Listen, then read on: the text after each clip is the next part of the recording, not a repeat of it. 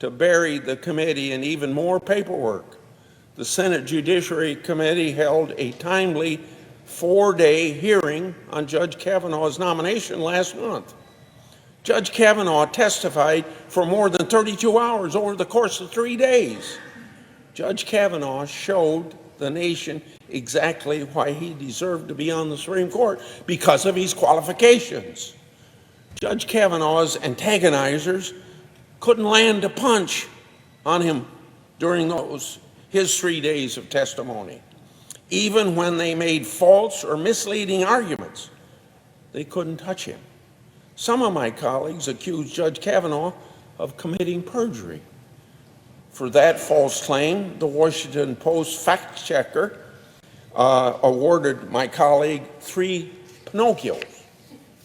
Another colleague claimed Judge Kavanaugh described contraceptives as abortion-inducing drugs. The video that my colleague shared on the internet was doctored to omit the fact that Judge Kavanaugh was describing the plaintiff's claims in a case that he decided, not his own views. My colleague was awarded 4 Pinocchios. And now, of course, that's the most Pinocchios you can get. But they still had one big card to play, which they had kept away up their sleeves for a month. Actually, for 45 days, I think. By July, the ranking member received a letter from Dr. Christine Blasey Ford alleging that Judge Kavanaugh sexually assaulted her in high school 36 years ago. Instead of referring Dr. Ford to the FBI or sharing these allegations with her colleagues, either of which would have respected and preserved Dr. Ford's confidentiality, and that's what Dr. Ford requested, the ranking member referred Dr. Ford to Democratic activist attorneys closely tied to the Clintons. The ranking member shamefully sat on these allegations for nearly 7 weeks, only to reveal them at the 11th hour when it appeared Judge Kavanaugh was headed towards confirmation because he was so qualified. The ranking member had numerous opportunities to raise these allegations with Judge Kavanaugh personally. I'll give you 6 examples. She could have discussed them with Judge Kavanaugh during their private meeting on August the 20th, a meeting which took place after her staff had sent Dr. Ford to Democratic lawyers, or another time shared them with 64 of her Senate colleagues who also met with him individually. The ranking member staff could have raised them with Judge Kavanaugh during a background investigation follow-up call in late August. Senators could have asked Judge Kavanaugh about the allegations during his 32 hours of testimony over the course of 3 days. Judiciary members could have asked Judge Kavanaugh about this in their closed session of the hearing, which the ranking member didn't attend. The closed session is the appropriate place to bring up issues where confidentiality is supposed to be respected. And there were no questions about these allegations among the 1,300 written questions sent to Judge Kavanaugh after the hearing. This amounts to more written questions submitted to this nominee after a hearing than to all Supreme Court nominees combined. Keeping the July 30th letter secret deprived senators of having all the facts that they needed to have about this nomination. So it wasn't then until September 13th, July 30th to September 13th, nearly 7 weeks after the ranking member received these allegations and on the eve of the confirmation vote, that the ranking member referred them to the FBI. And somehow they were leaked to the press. It wasn't until those news reports on September 16th that I learned even of Dr. Ford's identity. This is an outrage. The political motives behind the Democrats' actions should be obvious to everyone. Dr. Ford requested the opportunity to tell her story to the Senate Judiciary Committee. After a lot of foot-dragging by Dr. Ford's attorneys, they finally agreed to a public hearing. As promised, I provided a safe, comfortable, and dignified forum for Dr. Ford, as well as Judge Kavanaugh. Dr. Ford was sincere in her testimonies, as was Judge Kavanaugh, who emphatically denied the allegations. It's true that confirmation hearings aren't a trial, but trials have rules based on common sense notions of fairness and due process, not the other way around. It's a fundamental aspect of fairness, a fundamental aspect of due process, that the accuser have the burden of proving allegations. Judge Kavanaugh was publicly accused of a crime, and his reputation and livelihood were at stake, so it was only fair that his accuser have the burden of proof. The consensus is that the burden was not met. Ultimately, the existing evidence, including the statements of 3 alleged eyewitnesses named by Dr. Ford, refuted Dr. Ford's version of the facts. Our investigative nomination counsel, Rachel Mitchell, who has nearly 25 years of experience advocating for sexual assault victims and investigating sex crimes, concluded that there was lack of specificity and simply too many inconsistencies in Dr. Ford's allegation to establish that Judge Kavanaugh committed sexual assault, even under the lowest standard of proof. She concluded, quote, "A he said, she said case is incredibly difficult to prove, but this case is even weaker than that. Dr. Ford identified other witnesses to the events, and those witnesses either refuted her allegations or failed to corroborate them. For the reasons discussed below, I do not think that a reasonable prosecutor could bring this case based upon the evidence before the committee, nor do I believe that this evidence is sufficient to satisfy the preponderance of evidence standard," end of quote. So, we have thoroughly investigated Judge Kavanaugh's background. In addition to the prior 6 FBI full field background investigations with the interviews of nearly 150 people who have known Judge Kavanaugh his entire life, the committee also separately and thoroughly investigated every credible allegation that we received. Our more than 20 committee staff members have worked night and day over the last many weeks, tracking down virtually all leads, and at the request of undecided members, the FBI reopened Judge Kavanaugh's background investigation for another week.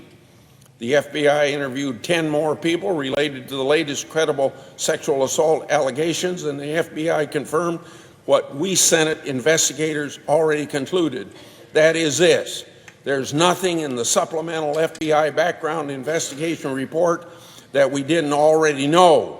These uncorroborated accusations have been unequivocally and repeatedly rejected by Judge Kavanaugh, and neither the Judiciary Committee nor the FBI could locate any third parties who can attest to any of the allegations. There also is no contemporaneous evidence. This investigation found no hint of misconduct, and the same is true of 6 prior FBI investigations conducted during Judge Kavanaugh's 25 years of public service. Nothing an investigator, including career FBI special agents, does ever be good enough to satisfy Democrat leaderships in Washington, who staked out opposition to Judge Kavanaugh before he was even nominated. There is simply no reason then to deny Judge Kavanaugh a seat on the Supreme Court on the basis of the evidence presented to us. The Democratic strategy used against Judge Kavanaugh has made one thing clear: they will never be satisfied, no matter how fair and thorough the process is. 31 years ago, the Senate Democrats' treatment of Robert Bork, their playbook remains the same. For the left wing, advice and consent has become search and destroy, a demolition derby. I'm pleased to support Judge Kavanaugh's confirmation. I'm sorry for what the whole family went through the last several weeks. We should all admire Kavanaugh's willingness to serve his country despite the way he's been treated. It would be a travesty then if the Senate did not confirm the most qualified nomination in our nation's history. The multitude of allegations against him have proven to be false. They've also proven that no discussion of his qualifications came up with any discussion of his qualifications. Nothing showed he wasn't qualified. We had a campaign of distraction from his outstanding qualifications, a campaign of destruction of this fine individual. What we have learned is the resistance that has existed since the day after the November 16, 2016 election is centered right here on Capitol Hill. They have encouraged mob rule. When you hear things about get in their face, bother people at every restaurant where you can find a cabinet member, these are coming from public service that ought to set an example of civility in American society. And it's been made worse by what has happened to Judge Kavanaugh. I hope we can say no to mob rule by voting to confirm Judge Kavanaugh. I yield the floor. Madam President. Senator from California. Madam President, I understand that in the order I have 15 minutes. Is that correct? The senator's recognized. Thank you very much.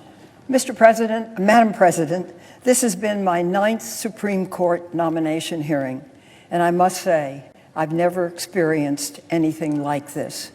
Never before have we had a Supreme Court nominee where over 90% of his record has been hidden from the public and the Senate. Never before have we had a nominee display such flagrant partisanship and open hostility at a hearing. And never before have we had a nominee facing allegations of sexual assault. The nominee before us, being considered for a pivotal swing seat, if confirmed, would be the deciding vote on some of the most important and divisive issues of our day. I'd like to start by speaking about some of the issues in relationship to Judge Kavanaugh. President Trump promised to only nominate individuals to the Supreme Court who would be pro-life and pro-gun nominees, who would automatically overturn Roe v. Wade. In my judgment, Judge Kavanaugh clearly meets the test.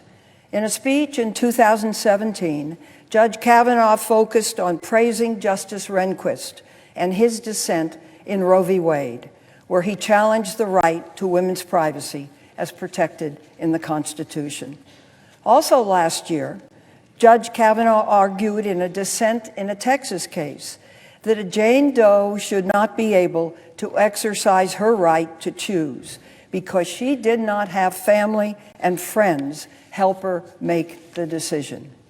If adopted, this argument could rewrite Supreme Court precedent and require courts to determine whether a young woman had a sufficient support network when making her decision, even in cases, as is in this one, where she had gone before a court.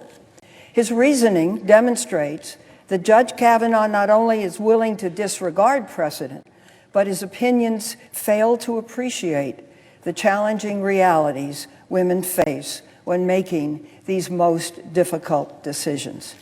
When I asked him about whether Roe and Casey were settled law and whether they were correctly decided, he refused to answer. He would only say these cases are entitled to respect.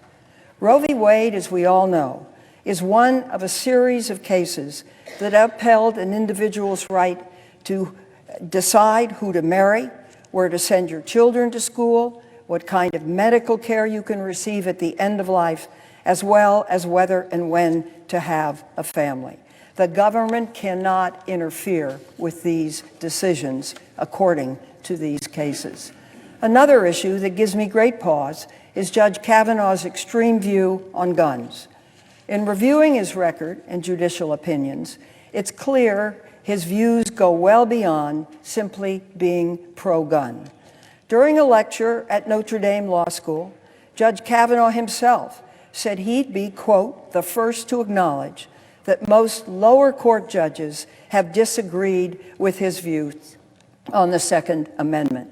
Specifically, in District of Columbia v. Heller, Judge Kavanaugh wrote in a dissenting opinion that unless guns were regulated, either at the time of the Constitution was written or traditionally throughout history, they cannot be regulated now, end quote. In his own words, gun laws are unconstitutional unless they are, quote, traditional or common in the United States, end quote. Judge Kavanaugh would have struck down D.C.'s assault weapons ban because they have not historically been banned. This logic means that as weapons become more advanced and more dangerous, they cannot be regulated at all. When I asked Judge Kavanaugh about his views that if a gun is in common use, it cannot be regulated, he replied this way, and I quote, "There are millions and millions and millions of semi-automatic rifles that are possessed, so that seemed to fit common use and not being a dangerous and unusual weapon," end quote. Think about that. Judge Kavanaugh made up a new standard that had nothing to do with common use, but instead relied on whether a gun is widely possessed and owned as determinative as to whether it is subject to any regulation. The United States makes up 4% of the worldwide population, but we own 42% of the world's guns. By Judge Kavanaugh's standard, no state or locality will be able to place any limitation on guns because of widespread ownership in this country. I'm also concerned about his views on presidential power. Specifically, he has said that sitting presidents cannot be indicted, cannot be prosecuted, should not be investigated, and should have the authority to fire a special counsel at will. In other words, the President of the United States is above and outside the law. These views raise serious concerns that should concern us all, especially at a time when the President continually threatens to fire the leadership of the Department of Justice for failing to be loyal and reining in the Mueller investigation. These views alone are not sufficient for me to vote against Judge Kavanaugh, but what we have seen and experienced in the past several weeks has raised serious new concerns, concerns I believe should worry us all. Judges are expected to be, quote, even-handed, unbiased, impartial, and courteous, end quote. However, at the hearing last week, we saw a man filled with anger and aggression. Judge Kavanaugh raised his voice, he interrupted senators, he accused of Democrats of, quote, lying in wait, end quote, and replacing, quote, advice and consent with search and destroy, end quote. He even went so far as to say that Dr. Ford's allegations were nothing more than, quote, a calculated and orchestrated political hit, fueled with pent-up anger about President Trump and the 2016 election, end quote. Quote, revenge on behalf of the Clintons, end quote. How could he? This behavior revealed a hostility and belligerence that is unbecoming of someone seeking to be elevated to the United States Supreme Court. His display was so shocking that more than 2,400 law professors from around the country have expressed their opposition. They wrote, and I quote, "Instead of trying to sort out with reason and care the allegations that were raised, Judge Kavanaugh responded in an intemperate, inflammatory, and partial manner. as he interrupted and at times was discourteous to senators, end quote. The professors concluded, and I quote, "We have differing views about other qualifications of Judge Kavanaugh, but we are united as professors of law and scholars of judicial institutions in believing he did not display the impartiality and judicial temperament requisite to sit on the highest court of our land." Madam President, I ask unanimous consent to enter a full copy of the letter in the record. Without objection. Thank you. Finally, I want to mention the serious and credible allegations raised by Dr. Christine Blasey Ford and Deborah Ramirez, the two women who came forward to tell their experiences facing sexual assault. When Dr. Ford decided to make her story public, she faced all her worst fears. She was harassed, she received death threats, she had to relocate her home, her husband, and 2 children, and yet, in less than a week, she came before the Senate and told 21 senators she had never met, along with millions of Americans, about the most tragic, traumatic, and difficult experience of her life. And she did so with poise, grace, and most importantly, bravery. Unfortunately, she was met with partisanship and hostility. My Republican colleagues have largely chosen to ignore her powerful testimony. Senators weren't allowed to hear from any witnesses who could corroborate or refute her account. They refused to gather evidence or do an impartial investigation into her allegations. Deborah Ramirez also reluctantly came forward to tell her story. Like Dr. Ford, Ms. Ramirez offered to speak to the FBI. Both Ford and Ramirez submitted evidence to support their allegations, including naming over 24 witnesses each. Unfortunately, the limited investigation that was conducted by the FBI failed to interview any one of the witnesses these 2 women identified who could support her account. Let me say that again.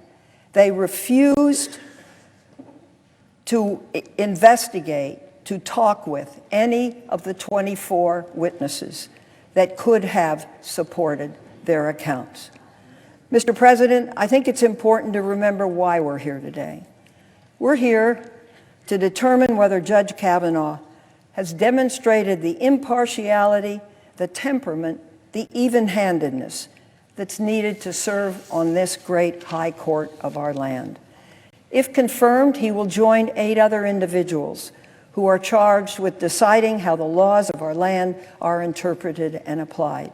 He would be a deciding vote on the most important issues affecting our country and every American for generations to come. Mr. President, Madam President, based on all the factors we have before us, I do not believe Judge Kavanaugh has earned this seat. Thank you.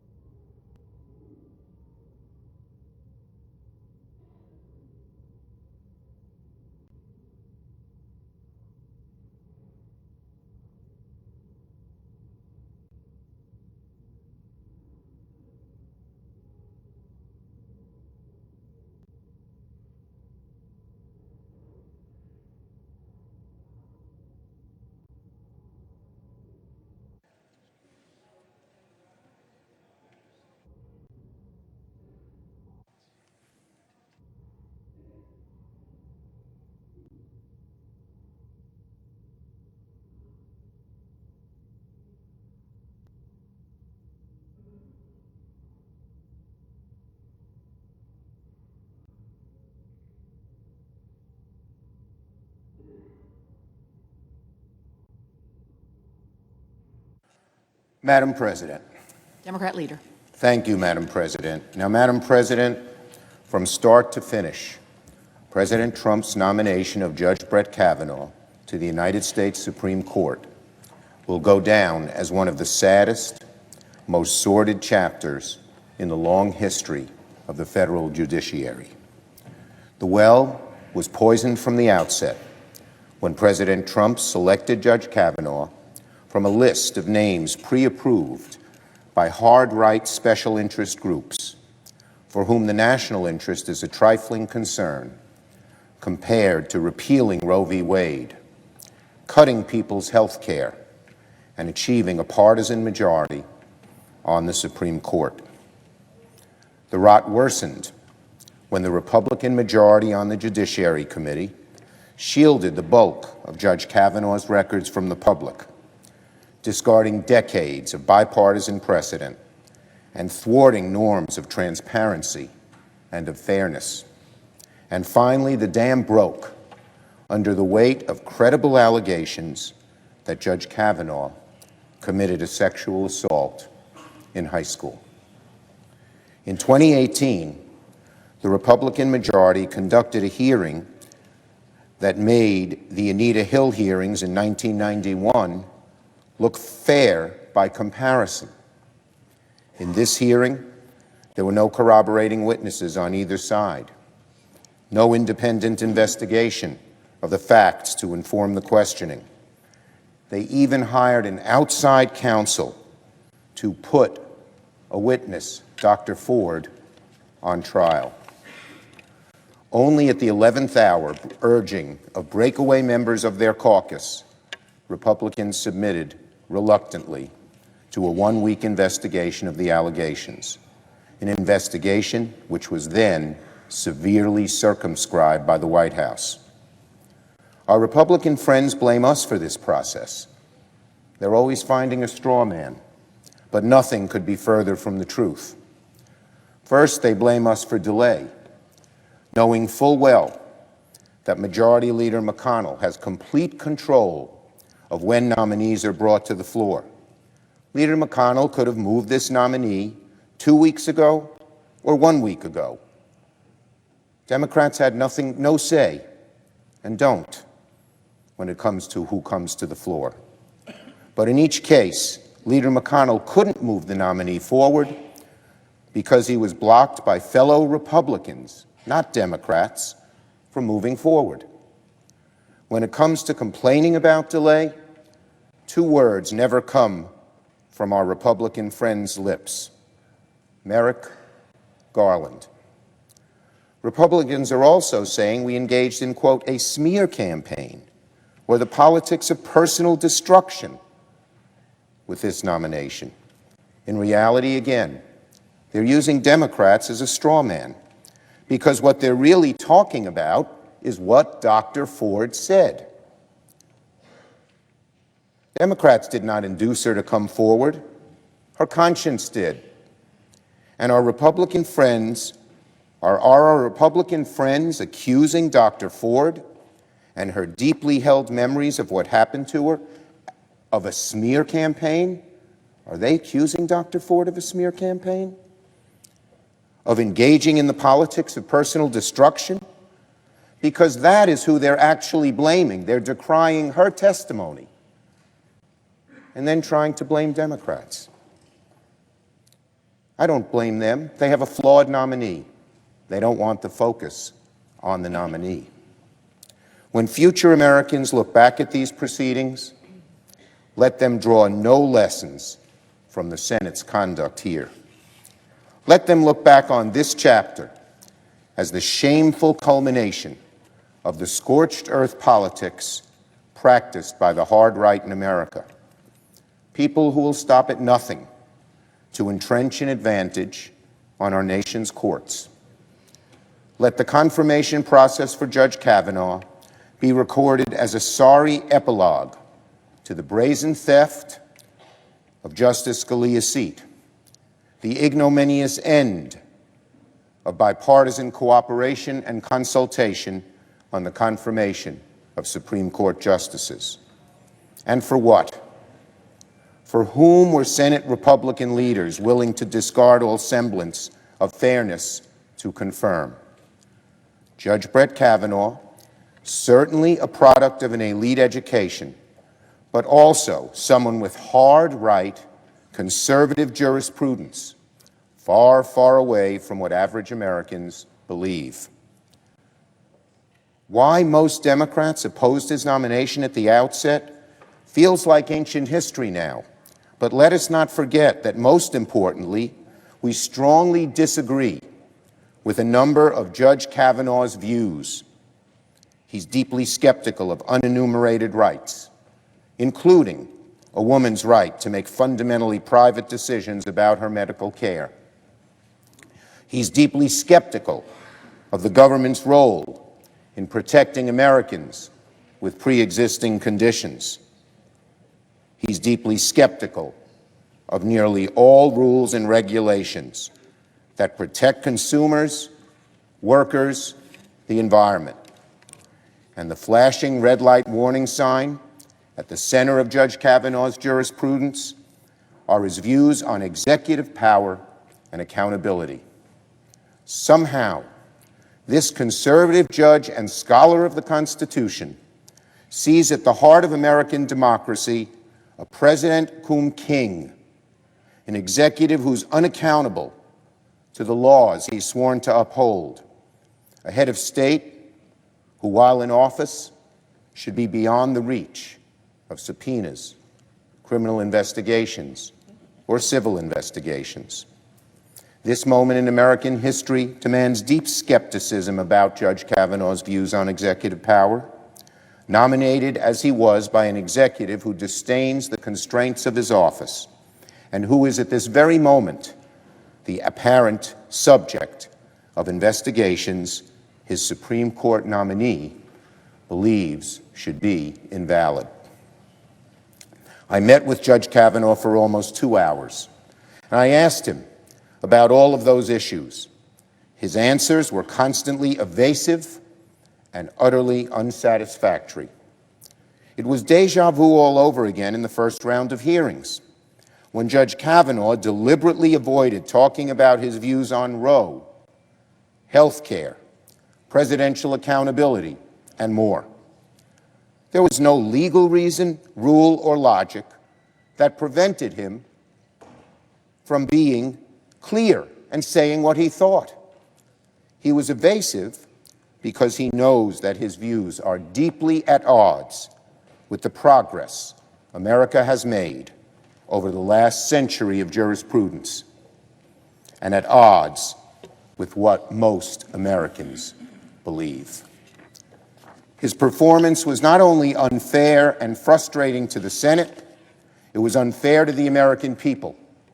When a nominee refuses to disclose their views, chances are you have a nominee whose views are far outside the mainstream of America, whether they be far right or far left. My colleagues on the other side of the aisle may not have as grave a concern about these views as we do, but let no American be surprised if Judge Kavanaugh becomes a decisive vote to restrict the rights and privileges of the American people while stretching the bounds of privilege for the current occupant of the White House. Judge Kavanaugh's nomination ultimately does not only encompass questions of ideology or credentials, but questions of character. Here again, Judge Kavanaugh falls woefully short of what Americans expect and deserve in a Supreme Court justice. He has repeatedly misled the Senate about his involvement in some of the most serious controversies of the Bush administration, including warrantless wiretapping of American citizens, our policy against torture, the theft of electronic records from Democratic senators, and his involvement in the nomination of very controversial judges. Faced with credible allegations of various types of misconduct, Judge Kavanaugh's credibility was again tested, and he continued to dissemble and even prevaricate about easily refuted facts. Beyond the issue of credibility, Judge Kavanaugh presented to the Senate the bitterest partisan testimony I have ever heard coming from a candidate seeking the Senate's approval, whether they be for the bench or the executive branch. Now, there are many who think that what happened when Judge Kavanaugh was 17 years old should not be dispositive. Even if you believe that, his actions at age 53, in terms of demeanor, partisanship, and above all, credibility, should be dispositive. Judges at every level of the federal bench should be held to the highest standard of ethics and moral character. Judges at every level should be judicious and credible and independent, but especially on the Supreme Court. I do not see how it's possible for my colleagues to say with perfect confidence that Judge Kavanaugh has the temperament, independence, and credibility to serve on the United States Supreme Court. So, I ask my colleagues on the other side of the aisle, why Judge Kavanaugh? There is no dictate that you have to march blindly forward with a nominee when there are others available to you. There are many judges who I'm sure conservatives would be happy to have on the court. I'd remind my colleagues, the seat that Brett Kavanaugh aspires to fill was held by a justice who assumed the bench after one nominee was voted down by the Senate and a second nominee withdrew his nomination. But the Republican majority has pressed forward blindly on Judge Kavanaugh, even when brave women came forward to speak truth to power. Why? For what cause? For the sake of winning? That's not reason enough. My colleagues on the other side, if you have doubts about Judge Kavanaugh's credibility, about his ability to tell the truth, about his ability to be impartial and nonpartisan, no matter what you think of his jurisprudence, or what he may or may not have done in high school and college, you should not vote to confirm him to the Supreme Court. So, my friends, Democrat and Republican, for all the controversy, all the heavy-handedness of the process, all the hyperbole and vilification of both sides, there's always hope that the Senate can save itself. We can salvage some decency here at the end. If Judge Kavanaugh is rejected, President Trump will select another nominee, likely right of center, probably not to my liking, but without the cloud that hangs over this nominee. And we can proceed to consider that nominee in a much less bitter, much better, less partisan way. A bipartisan majority of senators, considering fully the weight of Judge Kavanaugh's testimony, record, credibility, trustworthiness, and temperament, considering fully the heartbreaking testimony of Dr. Christine Blasey Ford, can vote to reject Judge Kavanaugh's nomination and ask the President to send the Senate another name. For the sake of the Senate, of the Supreme Court, and of America, I hope, I pray, my colleagues will do so.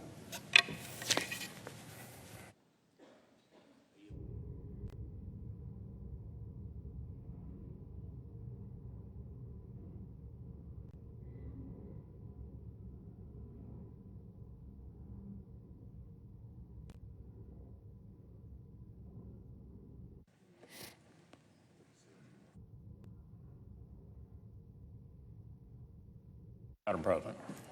The Majority Leader.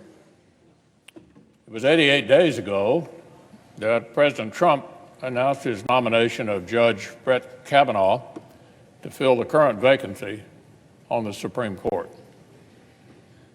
Judge Kavanaugh is a nominee of the very highest caliber, a brilliant legal mind, an accomplished jurist with a proven devotion to the rule of law. Today, the Senate has the opportunity to advance his nomination. Every one of us will go on record with one of the most consequential votes you ever cast in the Senate. Now, the stakes are always high for a Supreme Court nomination, but colleagues, the extraordinary events of recent weeks have raised them even higher this time. When we vote later this morning, we will not only be deciding whether to elevate a stunningly well-qualified judge to our highest court. Not anymore, not after all this. The United States Senate will also be making a statement. We'll either state that partisan politics can override the presumption of innocence, or we'll reaffirm that in the United States of America, everyone is innocent until proven guilty. We'll either state that facts and evidence can simply be brushed aside when politically inconvenient, and signal that media bullying and mob intimidation are valid tactics for shaping the Senate. The mob can attack, and the Senate caves. Or we'll stand up and say that serious, thoughtful, fact-based deliberation will still define this body. We'll either give notice that totally uncorroborated allegations are now officially enough to destroy an American's life, or we'll declare that our society cannot, must not, will not set the bar so low. So, Madam President, today is a pivotal day in the nomination process of this excellent judge. But it's a pivotal day for us here in the Senate as well. The ideals of justice that have served our nation so well for so long are on full display. So let's step back and sample a few of the choice moments that the Senate and the American people have been treated to during the disgraceful, absolutely disgraceful spectacle of the last 2 weeks. The very night Judge Kavanaugh was announced as the president's choice, we heard the junior senator from Oregon declare that this nominee would pave the way to tyranny. His audience? Crowds of far-left protesters still filling in the blanks on their picket signs. They weren't quite sure who the nominee was going to be yet. We've heard the junior senator from New Jersey describe Judge Kavanaugh's nomination as a great moral struggle in which there are just two camps. You're either complicit in the evil or you're fighting against it. More recently, we've heard the junior senator from Hawaii argue that her personal disagreement with Judge Kavanaugh's judicial philosophy meant, now listen to this, he deserved less of a presumption of innocence when it came to allegations of misconduct. If you disagree with her, you're not entitled to the presumption of innocence when it comes to allegations of misconduct. That's from a member of the Judiciary Committee? That's the definition of due process? Apparently you get due process only if you agree with her. And even more recently, we saw the junior senator from Rhode Island hold forth with great confidence, offering his expert interpretations of goofy jokes in high school yearbooks from the early 1980s. That was incredibly enlightening. Innocent jokes? Beer drinking references? Oh, no. Our colleague was quite positive there must be some other hidden or sinister meanings at play. Until, of course, a number of Judge Kavanaugh's classmates set him straight earlier this week. So stop and consider these snapshots. The absurdity, the indignity. This is our approach to confirming a Supreme Court justice. This is the Senate's contribution to public discourse? Before the ink had dried on Justice Kennedy's retirement, our Democratic colleagues made it perfectly clear what this process would be about: delay, obstruct, and resist. And before the ink had dried on Judge Kavanaugh's nomination, colleagues across the aisle, including Democratic members of the Judiciary Committee, were racing to announce they'd made up their minds and were totally opposed to his confirmation.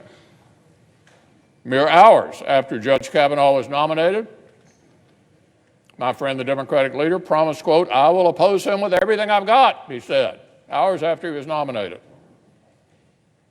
It was thus abundantly clear that his number one political goal was to defeat the nomination by any means necessary. It was right there from the beginning, Madam President. A clear declaration, plain as day. Nothing could get most Democrats to consider this nominee with an open mind. It would be delaying tactics, obstruction, and so-called resistance until the final vote was called. For a few weeks, their efforts played out along lines that sadly have become somewhat ordinary around here. There were excuses for delay. Those fell flat.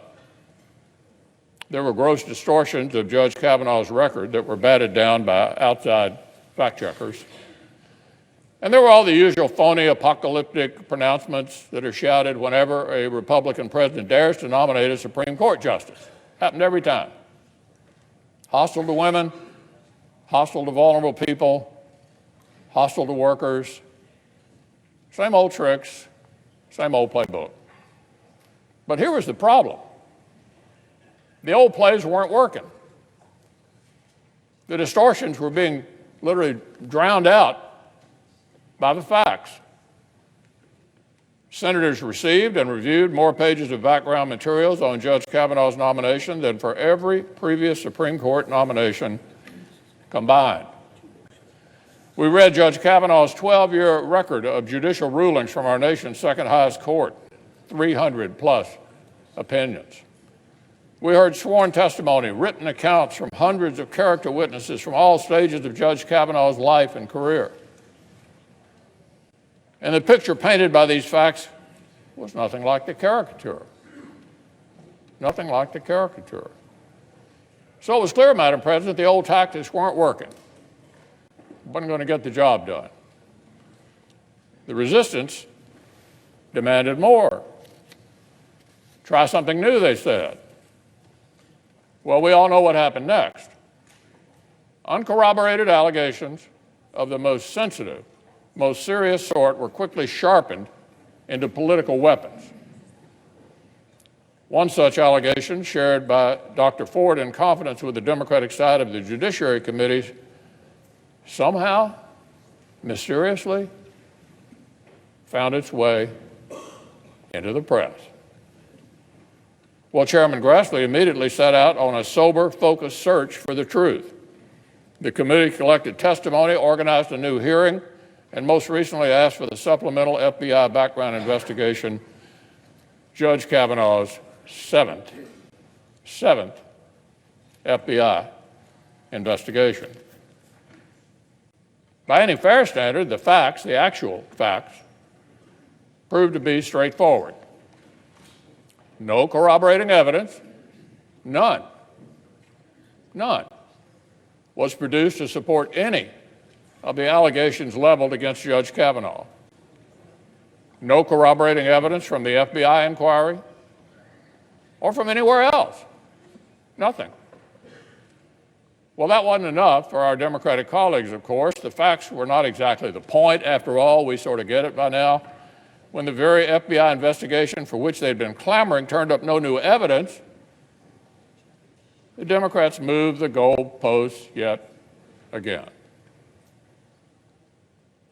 I believe the latest story is that the whole investigation is invalid. Now listen to this, because individuals who had only recently been told secondhand or thirdhand about nearly 40-year-old allegations weren't treated as essential witnesses.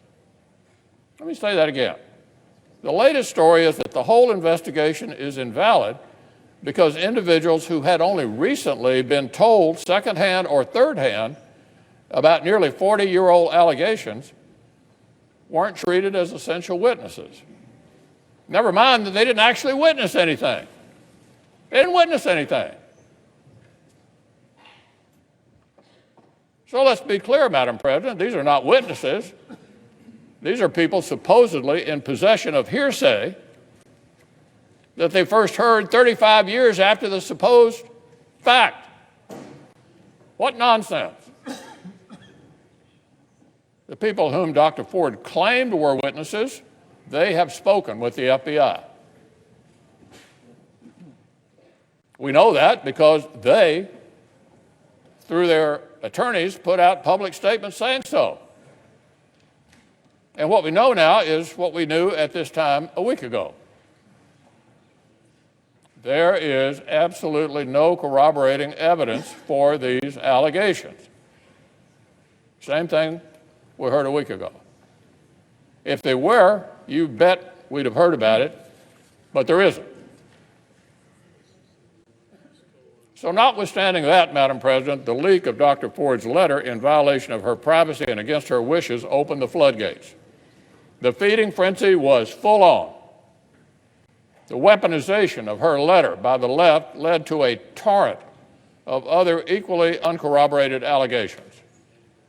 They were dumped on Judge Kavanaugh and his family. And breathlessly, the media seized on them. The more outlandish, the better.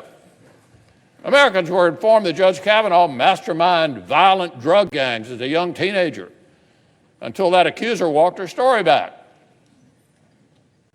We were informed that Judge Kavanaugh beat someone up on a boat in a Rhode Island harbor until that accuser totally recanted.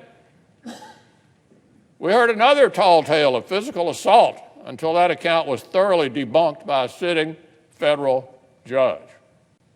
Oh, and yes, we were informed that juvenile jokes in his high school yearbook were actually sinister, secret references. All the Keystone cops were on the case. Keystone cops were on the case, Madam President. And Senate Democrats cheered them on. They read parts of this uncorroborated, unbelievable mudslide into the Senate record. They cited them in an official letter demanding that Judge Kavanaugh's nomination be withdrawn. Were they true? Well, of course, that was quite beside the point. Quite beside the point. So long as they were convenient. Every effort was made to ensure that the fact-free verdict of the mob and the media would win out over the actual evidence. Make sure the mob prevails. But the uncorroborated mud and the partisan noise and the physical intimidation of members here in the Senate will not have the final say around here. The Senate will have the final say. So, Madam President, we're almost at the end of the runway. The crosswinds of anger and fear and partisanship have blown strong these past weeks. They've harmed a good man and his family. They've tarnished the dignity of this institution. But all of it can end today. The time has come to vote.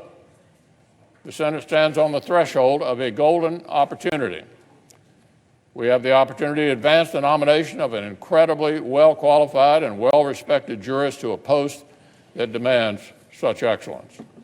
We have the opportunity to put Judge Brett Kavanaugh on the Supreme Court, where his distinguished service will make us and our nation proud for years to come.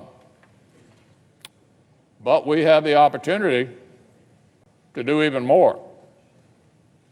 Today, we can send a message to the American people that some core principles remain unfettered by the partisan passions of this moment. Facts matter. Fairness matters. The presumption of innocence is sacrosanct. The Senate has turned its back on these things before, Madam President, but never for long, and never without deep regret. This institution does not look back proudly on the era of Joseph McCarthy, nor on any of the other times when the politics of personal destruction poisoned its judgment. No, the Senate looks back on those things with shame and with the conviction that we cannot go down that road again. We know the Senate is better than this. We know the nation deserves better than this. By confirming Judge Brett Kavanaugh to the Supreme Court, this brilliant jurist will be charged with upholding the rule of law and honoring American justice. We must hold ourselves to that very same standard. We must seize the golden opportunity before us today to confirm a Supreme Court justice who will make us proud, and to reaffirm our own commitment to the justice that every single American deserves. As a reminder to our guests in the galleries, expressions of approval or disapproval are not permitted in the Senate galleries. The clerk will report the motion to invoke cloture. Cloture motion. We, the undersigned senators, in accordance with the provisions of Rule 22 of the Standing Rules of the Senate, do hereby move to bring to a close debate on the nomination of Brett M. Kavanaugh to be an Associate Justice of the Supreme Court of the United States, signed by 17 senators. Unanimous consent, the mandatory quorum call be waived. Is there an objection? Without an objection. By unanimous consent, the mandatory quorum call has been waived. The question is it the sense of the Senate that debate on the nomination of Brett M. Kavanaugh of Maryland to be an Associate Justice of the Supreme Court shall be brought to a close? The yeas and nays are mandatory under the rule. The clerk will call the roll. Mr. Alexander. Aye. Ms. Baldwin. No. Mr. Barrasso. Aye. Mr. Bennett. No. Mr. Blumenthal. Mr. Blunt. Mr. Booker. Mr. Bozeman.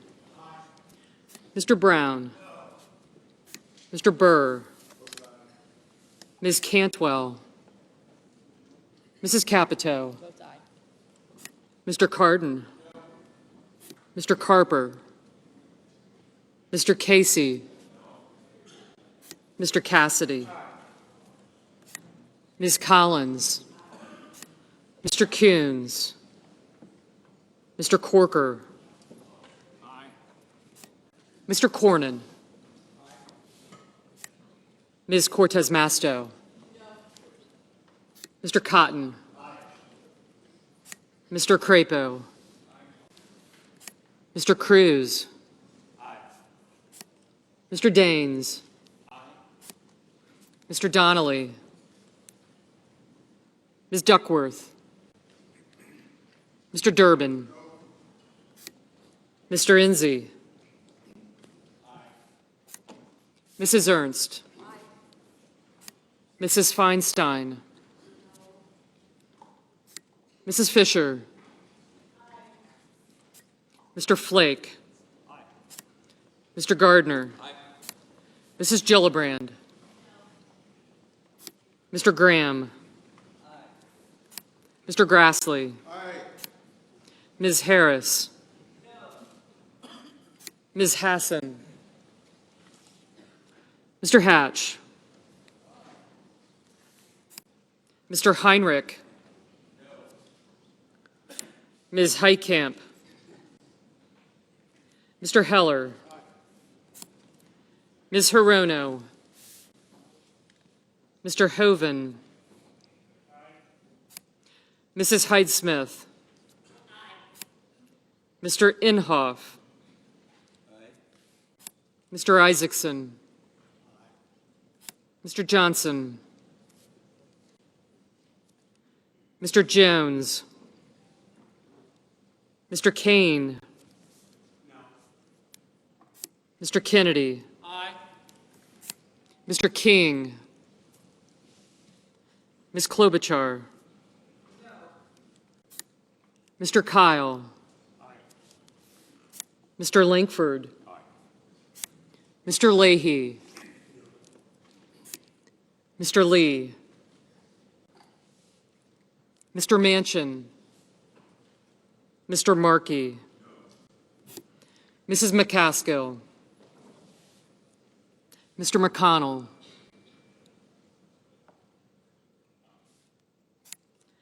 Mr. Menendez, Mr. Merkley, Mr. Moran, Ms. Murkowski, Mr. Murphy, Mrs. Murray, Mr. Nelson, Mr. Paul, Mr. Perdue,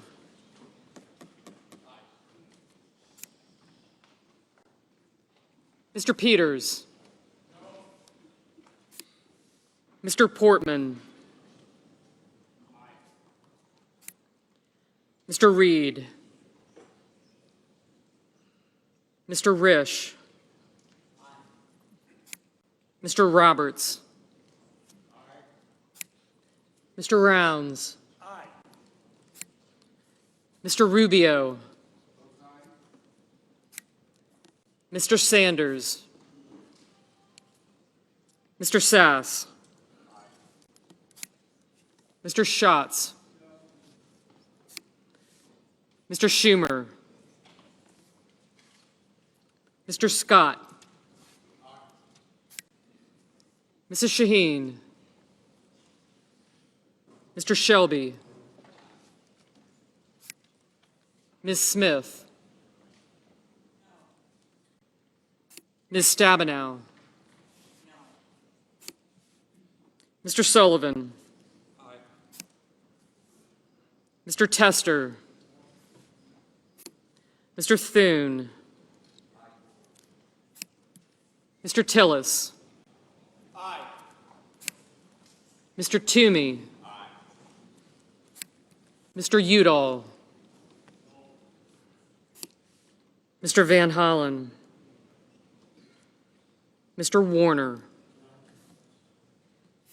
Ms. Warren, Mr. Whitehouse, Mr. Wicker, Mr. Wyden, Mr. Young,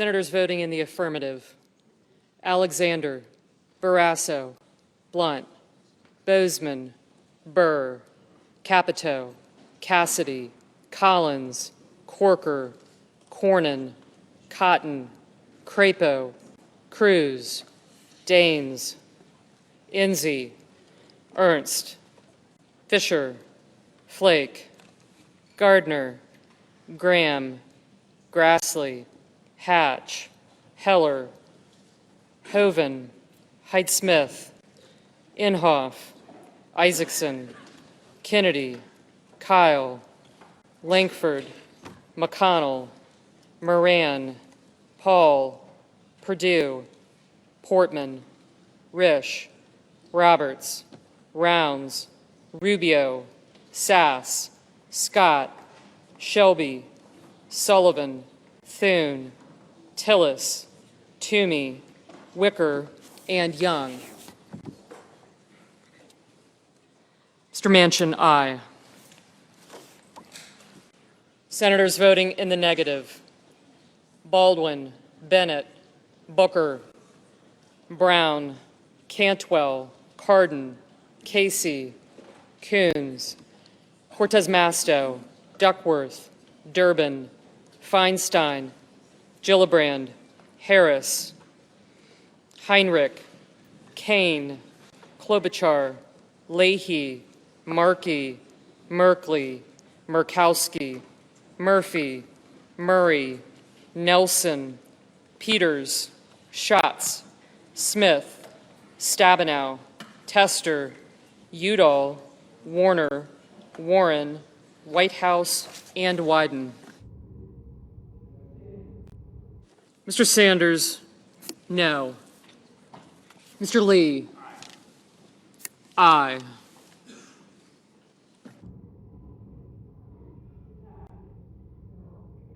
Ms. Hassan, no.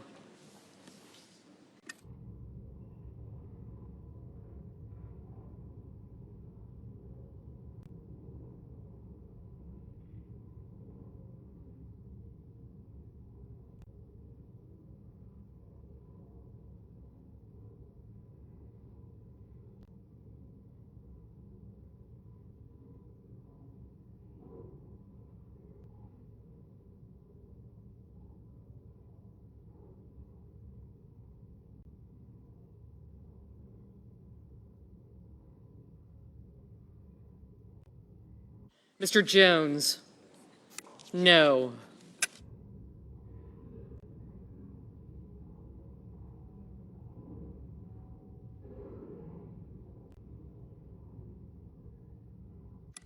Mr. Johnson, aye. Mr. Schumer, no.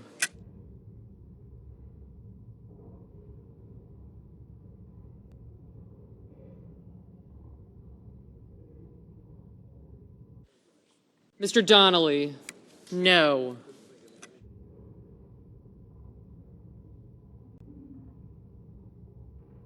Ms. Heitkamp, no.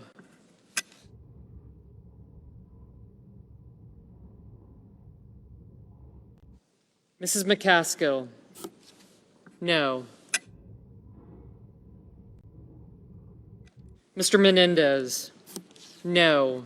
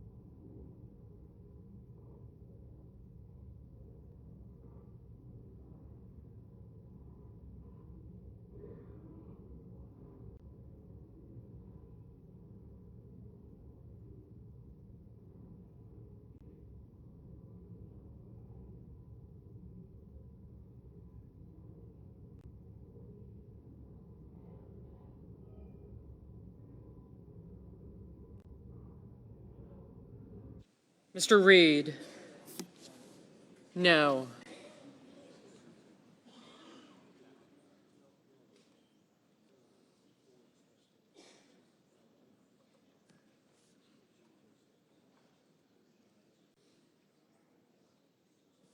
Mr. King, no. Mr. Van Hollen, no.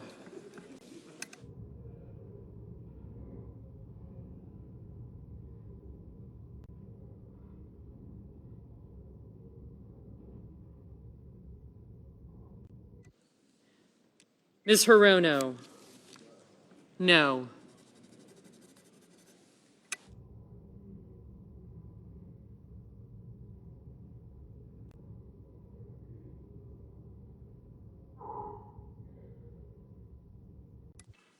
Mr. Blumenthal, no.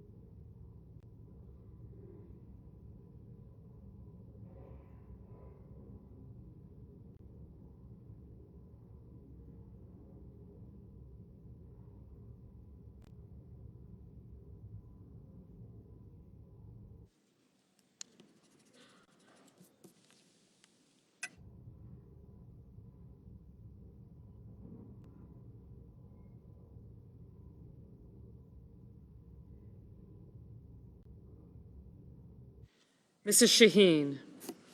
No.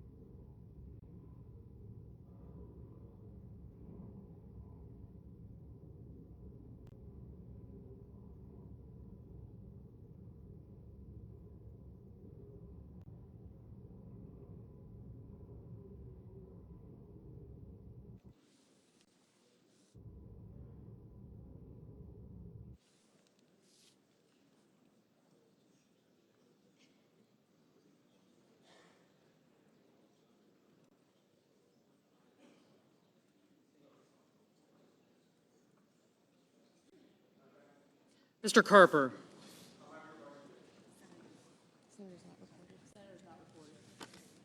Senator is not recorded. I vote no.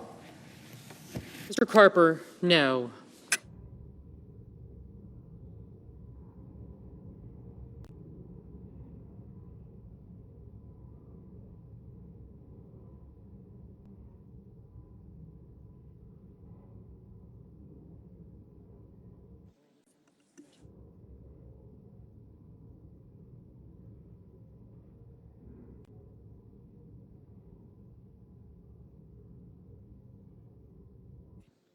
Are there any senators in the chamber who wish to change their vote?